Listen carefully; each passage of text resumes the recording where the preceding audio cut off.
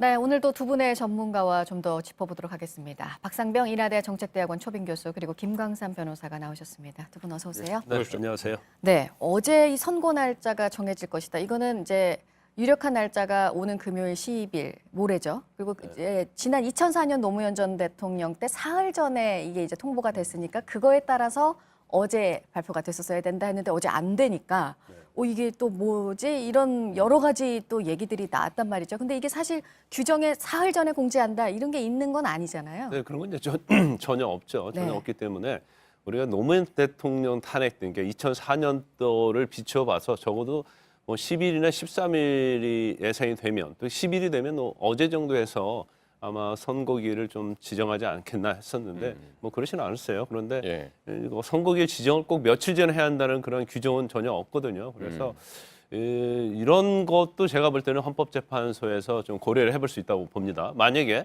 선고기 지정을 시간을 두고 미리 잡게 되면 굉장히 지금 뭐 여러 가지 논란이 많지 있지 않습니까? 네. 그래서 불필요한 논란이 있을 수도 있기 때문에 선고기일 지정을 되도록이면 그 임박해서 공고를 하려고 하는 그런 의도가 있지 않았나 싶어요. 그리고 통진당 해산 때도 이틀 전에 네. 선고기를 지정을 했거든요. 그렇기 때문에 꼭 이 자체를 가지고 뭐 늦어진다, 늦어지지 않는다 그렇게 판단할 수는 없는 거고 또 어제 사실은 뭐 선고기일이 10일 정도 나오지 않겠냐 했었는데 평의가 비교적 전에 비해서 1시간 만에 끝났단 말이에요. 네네. 근데 그걸 보면은 약간 쟁점이나 뭐 사실인지에 관해서 어느 정도 정리가 되어 있지 않겠느냐. 네. 우리가 생각할 때 그전에는 그 오전에 평의를 하지 않았습니까? 네. 그런데 이제 그제부터 이제 오후에 평의를 시작했는데 평의 자체가 오후에 했을 때 뭐 굉장히 시간적으로 많이 평의가 필요하기 때문에 오후 시간 잡은 게 아니냐 했는데 그랬죠. 오히려 어제 굉장히 짧게 끝났거든요. 예. 그런 걸 보면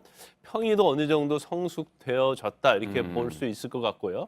그러면 선고 일자는 적어도 3월 13일 이전에 선고가 나오지 않겠느냐 이제 그런 우리가 예측을 해볼 수 있는 거죠. 예. 그러니까 선고를 예고하는 날짜만 좀 미뤄진 것이지 선고 날짜에는 거의 변함이 없을 것이다. 그렇게 이제 예상을 하시는 거고요. 그러니까 저 8일 이후에 한다고 했으니까 오늘도 예고 날짜는 유효한 거예요. 계속 저희가 이제 이르면 오늘 그래가지고. 그러니까 우리가 마음이 급하니까 네, 네. 빨리 이거 도대체 빨리 좀 끝을 냈으면 좋겠다라고 네. 하는 생각 때문에 지난번에 노무현 대통령 때는 3일 전에 예고를 하는구나. 네. 그러니까 어제가 된 거거든요. 네. 그럼 어제 안 하다 보니까 이거 더 연기되는 것 아니냐 이렇게 해서 예상할 수가 있는데 그건 아니고요. 이게 3일 전에 하든 이틀 전에 하든 하루 전에 해도 괜찮고요. 네. 그날 전날 밤에 해서 내일 아침에 한다고 할 수 있습니다. 근데 이렇게 그동안 하소- 선례도 그렇습니다. 그렇습니다. 예, 하루나 그러니까 이틀 이게 전에 했었죠. 늦추는 이유가 뭐냐 할 때 방금 김광석 변호사님 잘 설명하셨는데 만약에 3일이나 일주일 전에 한다고 생각해보세요. 일주일 뒤에 우리 선거하는데 일주일 동안 나라가 어떻게 될까요? 이건 아마 걷잡을 수가 없을 겁니다. 네. 너무 길어요. 이거는 평시가 아니잖아요. 네. 막 그런 점을 아마 헌재에서 고려해서 오늘도 할 수 있을 거 시간 안 되면 저는 내일이라도 네. 얘기하면서 내일 저녁 때라도 자 저희 헌법재판소는 오늘 결론을 내렸는데 내일 오전 하겠다.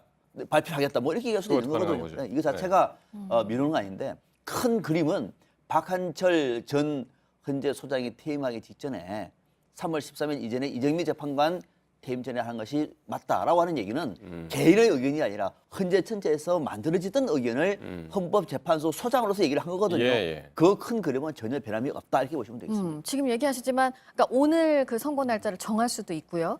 내일 정해서 그 모레 하겠다. 그러니까 바로 하루 전에 네. 이렇게 공지해서 선고를 내리는 상황이 될 수도 있는 거죠. 충분히 가능성이 좀 있어요. 네. 가능성이 있고요. 그다음에 지금 평의가 상당히 성숙돼 있지 않습니까? 그러면 이정미 권한대행이 이제 평의에 계속 참여를 했어요. 그러면 이정미 권한대행이 3월 13일 퇴임을 하기 때문에 어떤 형식으로든지 평의는 마칠 거라고 봐요. 그러면 3월 13일 전에 평의가 성숙됐고 평의에 대해서 이제 표결까지 다 끝나버리면 예. 3월 13일 이후에 선고가 된다 하더라도 네. 결국 8인 체제 하에서 어떤 선고가 되는 거기 때문에 예. 이제 그런 건 전혀 문제가 없는데 근데 제가 개인적으로 볼 때는 이미 3월 13일 이전에 선고하겠다는 걸 얘기를 해놓은 상태고요. 또 평의 자체를 다 참여를 했는데도 불구하고 그 이후에 선고하는 것은 뭔가 좀 맞지 않을 수 있는 거예요. 그렇기 때문에 적어도 이 정도 상태라고 한다면 이제 평의 어떤 성숙적인 측면이랄지 이정미 권한대행이 계속적으로 참여를 했기 때문에 3월 13일 이전에 적어도 3월 13일에 선고가 가능성이 저는 뭐 아주 크다 이렇게 보고 있습니다. 그러니까 네. 문제는 없지만 그게 너무 또 기간이 떨어지면 또 이게 논란이 될 수 있기 때문에 13일 이후로 미뤄지지는 않을 것이다 이런 말씀이신 저는 거죠? 그렇게 봐요. 일단 네. 왜냐하면 평결까지 다 참여하고 표결까지 끝났음에도 불구하고 왜 3월 13일 이후로 늦출 필요가 없다는 거죠. 네. 혹시나 이런 거는 있을 수 있을 것 같아요.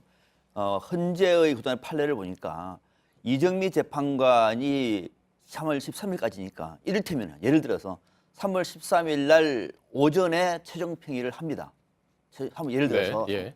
최종 평의를 하고 난 다음에 결정문은 시간이 좀 걸리니까 양도 13개 탄핵 사유입니다. 네. 그래서 조금 더 시간이 필요하다. 한 3, 4일 더 필요하다. 또는 일주일 필요하다. 해서 그 다음 주에 선고를 결정할 수도 있어요. 네. 그때 선고 결정할 때도 이정미 재판관에 포함된 8인 체제에서의 결론이 나올 수 있는 겁니다. 그래서 아무튼 그 선고는 며칠 더 늦을 수가 있으나 8인 체제 속에서의 최종 평의 결과는 3월 네. 13일 이전에 저는 3월 10일에 더 유리한데 네. 3월 13일에 할 수도 있다. 네. 둘 중에 한 개가 왜냐하면 그 중간에 토요일, 일요일이니까 네. 그러니까 이번 금요일이나 다음 주 월요일이 유력하지 않겠느냐. 저희가 이렇게 보는 거죠. 워낙에 10일 늦어도 13일 계속 이 얘기만 계속 해왔기 때문에 네. 어쨌든 지금 말씀은 이제 그 이후도 이제 가능하다 이제 그 말씀을 계속 결정문 강조하시는 선고는 거고. 그렇게 한다는 거죠. 예. 네. 그만큼 이제 결정문을 쓰는 것이 네, 네. 역사적인 결정문이기 때문에 상당히 이제 신경을 많이 쓸 수밖에 없는데 잠깐 지금 박 교수께서 언급을 하셨습니다만은 13개가 탄핵 소추 사유잖아요. 네. 그럼 결정문을 쓸 때 13개 사유에 대해서 각각에 대해서 따로따로 쓰나요? 아니면 전체를 뭉뚱그려서 쓰게 되는 아니, 거예요? 원칙적으로는 소추 사유가 13개지 않습니까? 그러면 13개에 대해서 사실 인정에 관한 문제가 있어요. 네. 근데 거기에 이제 근거가 뭐가 있고 증거가 뭐가 있고 판단을 해야 하는데 그분이 만약에 인정이 된다고 한다면 결과적으로 박근혜 대통령 법률 대리인 측에서 주장하는 반박 그것도 같이 판단을 해줘야 하는 거예요.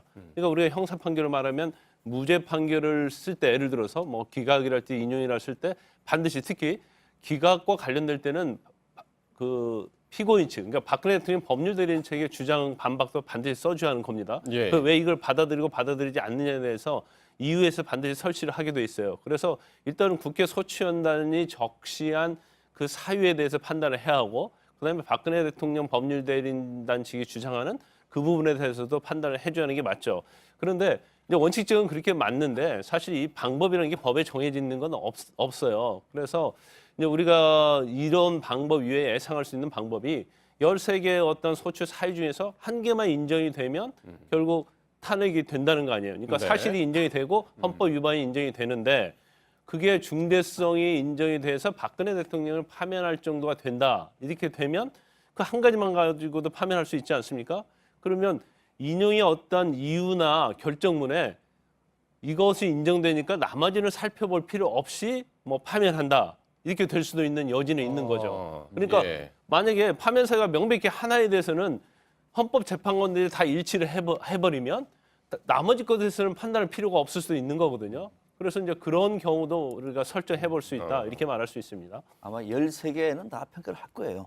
국회에서 국회의 결의로 심판 청구에 대해서 결론이 나왔는데 헌재가 그 나머지는 하지 않을 가능성은 없는데 이런 겁니다. 네. 쉽게 말하면 이제 우리 4명이 헌법재판관이면은 자 A라고 하는 사람하다가 탄핵할 것인가 말 것인가에 13개 안이 있습니다. 그러면은 이 한 개 안건에 대해서 여기는 인용, 너는 기각, 너는 각하 얘기할 수 있잖아요. 이거 넘어가고 그다음에 2번 넘어가고 13개 중에서 마지막에 9번째 이거는 4명이 전부 다 이거는 탄핵 사유다. 그럼 요거 한 개만이라도 4명이 다 합의되면 탄핵이에요. 나머지 문제는 이거는 역사적인 대통령의 네. 탄핵 문제이기 때문에 기록은 할 겁니다. 예. 그러나 전체적으로 의견은 이 문제이기 때문에 이거는 탄핵 인용이 되는 것이고 한 개도 보니까 한 개가 없어요. 13개 중에서. 단 한 가지도 의견이 있는 게 없다. 네. 할 경우는 이거는 기각이 되는 거죠. 13개 중에서 한 개 그렇습니다. 사안만이라도 8명 중에 6명 이상이 네. 인용 결정을 내리면 그렇죠. 6명만 탄핵 되면은 탄핵이 되는 거죠. 한 개만이라도. 네. 그러니까 그거 내용을 한 개만 찾으면 되는 것이고 나머지 문제만큼은 그래도 국회에서 넘어온 것이기 때문에 의견을 다 넣어서 네. 아마 판정을 할 겁니다. 네. 어제 오후 평의가 이제 1시간 만에 끝난 걸 보면은 이 평의 단계가 아마 많이 성숙이 됐을 것이다. 이 얘기를 앞서 하셨고. 그럼 그 단계에서 이것도 다 이제 우리가 추측을 할 수밖에 없는 상황입니다. 네네. 이게 보안이기 때문에. 어떤 부분들을 지금 이 단계에서 재판관들은 가장 고심을 하고 있을까요? 일단 헌법재판관들은 뭐 제일 중요한 것이 이게 굉장히 아주 뭐 우리 대한민국 일의 역사에 굉장히 중차대한 사건 아닙니까? 그래서 또 더군다나 이제 가장 고민스러운 부분이 그걸 거예요. 이제 본인 자체가 인연과 기각을 이제 결정하는 데 있어서 어느 자기는 뭐 자기 판단할 때 아까 말씀드린 것처럼 사실 인정에 관해서 이게 헌법 위반이 되느냐 안 되냐 또 이게 정말 박근혜 대통령을 파면시킬 정도의 어떤 중대 사유가 되느냐 예. 안 되느냐 이걸 이제 전제로서 판단을 해야겠죠. 그런데 저희가 이제 언론에서 계속적으로 뭐 말했듯이 사실 소수 의견이 만약에 본인의 의견 자체가 사실 이유의 적시가 되잖아요.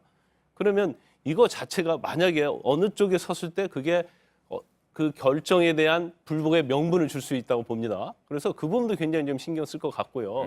그다음에 쟁점 사유가 굉장히 많지 않습니까? 그래서 그 부분에 대해서도 어떤 결정을 하느냐가 굉장히 고민이 많이 스러울 거예요. 근데 이제 무엇보다도 가장 고민스러운 것은 뭐 그거겠죠. 파면 사유가 되느냐 안 되느냐 이제 그 부분에 대한 고민이고 만약에 본인이 특히 결정문 자체에서 소수 의견을 제시하는 측에서는 가장 더 큰 고민이 될 겁니다. 이 부분에 대해서. 그래서 그게 평의를 통해서 어느 정도 합의선에서 이끌어질 것인지 아니면 결국 뭐 제가 볼 때는 뭐 소수 의견이라도 굽히지 않고 뭐 전원일치 그런 식으로 합의로 갈 가능성은 없다고 봐요. 네. 그래서 이제 그걸 결정하는 데 굉장히 고민이 될 가능성이 크죠. 일단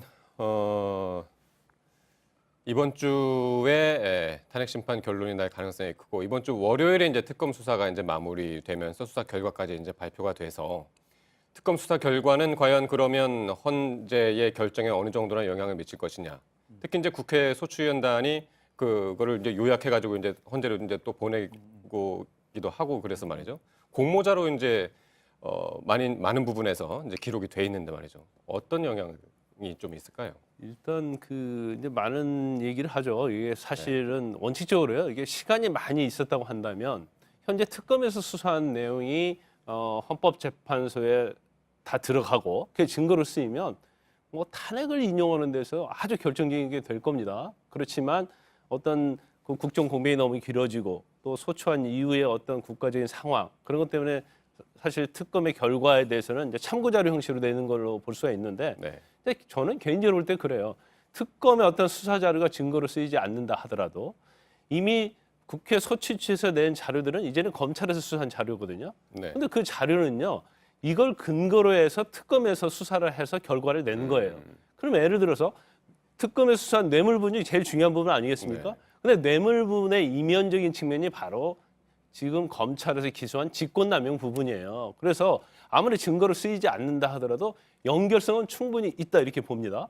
그리고 특검에서 새로 조사한 내용이 있다 할지라도 그게 헌재에 들어가진 않았지만 이미 검찰에서 그게 전제되는 사실과 관계된 증거들이 이미 탄핵 재판소에 다 제출이 돼 있기 때문에 심증뿐만 아니라 증거에 있어서 연결성이 있다. 그런다면 이 부분도 사실은 특검의 수사 결과가 결정적인 탄핵에 영향을 미칠 수 있다. 저는 그렇게 봐요. 네. 그 특검의 최순실 씨 공소장을 보면 네. 최순실 씨와 박근혜 대통령이 어떻게 함께 움직였는지 이렇게 공식이 있는 것 같아요. 최순실 씨가 어떤 요청을 하면 박근혜 대통령이 지시를 하고 어떤 행동을 그렇죠. 취하고 네, 이게 네. 이루어지는. 네. 네. 나름대로 큰 그림이 나와 있는 거죠. 그동안에 우리가 그동안의 일련의 사건들을 쭉 볼 때 생각해왔던 생각 그대로 특별검사가 이번에 확인을 해준 겁니다. 최종적으로. 다시 말해 이런 겁니다. 자, 저 사업은 문화 또는 스포츠 돈 되겠다. 라고 하면 최순실이가 달려듭니다. 달려들어요. 사업을 생각을 합니다. 이 사업을 최순실까지 안 되잖아요. 그럼 대통령한테 얘기를 하는 겁니다. 아마 차명폰으로 얘기를 했겠죠. 만나서 할 수도 있고 대통령님 이거 좀 해야 되겠는데요. 그럼 대통령께서 그렇다. 그러면 대통령은 직접 할 수 없잖아요. 안종범 수석을 부르는 겁니다. 안수 좀 들어오시오. 네. 그럼 안수석은 수첩을 가지고 들어갑니다. 그럼 대통령 지시를 다 찍잖아요. 노트가 엄청 많잖아요. 그죠? 다 적어요. 바로 행동에 들어갑니다. 네. 행동에 들어가면 그 돈이 최순실 쪽으로 돈이 입금이 된다든지 계약을 한다든지 이런 방식으로. 그러니까 이 큰 그림은 그동안에 우리가 해왔던 생각으로 이렇게 일이 됐겠다라는 생각. 물론 이제 최순실의 그 작품이라든지 프로젝트를 가지고 또 그 밑에 있는 사람들끼리 또 자기들끼리 또 싸웠겠습니다만 큰 그림은 그런 식으로 되어왔다는 사실을 특별검사 쪽에서 마지막으로 그러니까요. 확인을 한 거죠. 근데 그 내용을 이제 시기적으로 구체적으로 볼 필요가 있는데 일단 최순실 이제 공소장 내용을 근거로 우리가 한번 이 얘기를 해보면요. 일단 최순실 씨가 2014년 9월에 그 하나그룹이 정유라 씨의 승마협회 그때 회장단이 하나그룹 아니었습니까? 정유라 씨 지원에 소극적이다. 그러면서 박 대통령한테 좀 한화에서 삼성으로 바꿔달라고 이렇게 얘기를 하죠. 그러니까 박근혜 대통령이 안종범 수석을 통해서 2014년 9월 15일 날 이재용 부회장을 만납니다. 네. 최초 독대죠. 네. 지금 나온 내용 중에서 그래서 승마협회장 좀 맡아줘라. 그리고 승마 유망주를 올림픽에 참가할 수 있도록 좋은 말도 사주라 이런 얘기를 해요. 그런 다음에 그 나중에 이제 2015년 7월에 그때 또 그 최순실 씨가 있었죠. 대통령한테 또 얘기하는 거예요. 네네네. 그 어떤 상무나 부장이 정원의 지원에 굉장히 소극적이다. 그러니까 이것도 좀 제1교육에 어떤 직접 임원들을 좀 바꿔달라 이런 얘기를 하죠. 그러니까 이런 얘기를 박근혜 대통령이 이재용 부회장과 7월 25일 날 또 독대를 하는 거예요. 예. 그 7월 25일 날 독대를 하고 나서 독대를 해서 저 승마지원 왜 이렇게 부족하냐 이제 최근에 했다는 거죠. 네. 그리고 지금까지 한 게 뭐냐 좀 말도 사주고 좀 그렇게 하라. 그렇게 7월 25일 날 노골적으로 얘기를 하는 거예요. 그런 다음에 27일 날 박상진 사장이 독일로 건너가고 네. 그다음에 이제 8월 달에 바로 213억 원이 지급되는 계약이 체결되는 거예요. 그러면 지금 특검에서 수사한 공소장에 보면 증거가 시간적으로 최순실 씨가 박근혜 대통령이 부탁하면 박근혜 대통령이 안종범 전 수석을 통해서 이재용 부회장을 만나서 네. 계속적으로 그러니까 설마 최순실 씨 했던 원하는 것이 다 일들이 이루어지고 있는 거죠. 설마 했던 일들이 전부 이제 확인이 된 셈이잖아요. 네네. 그 중에서 참 기가 막힌 것 중에 하나가 좀 조금 전에 말씀하셨지만 이제 박상진 사장, 승마협회 회장이었죠. 삼성전자 사장인데 이 에티오피아 박 대통령이 이제 방문했을 때 박 대통령이 먼저 가서 이제 박 사장한테 악수를 청했는데 그것도 최순실 씨의 작품이라는 그렇죠. 게 이제 드러난 거 아니에요? 그것도 뭐냐면 그러니까 쉽게 말하면 박 대통령이 그러니까 최순실 씨가 요구했던 말을 얼마만큼 자세하게 따라줬느냐, 네. 행동으로 옮겼느냐를 단적으로 볼 수 있는 점이 그거예요. 에티오피아를 방문했을 때 박 대통령이 박상진 사장을 찾아가가지고 악수를 했습니다. 뭐 고맙다 했겠죠.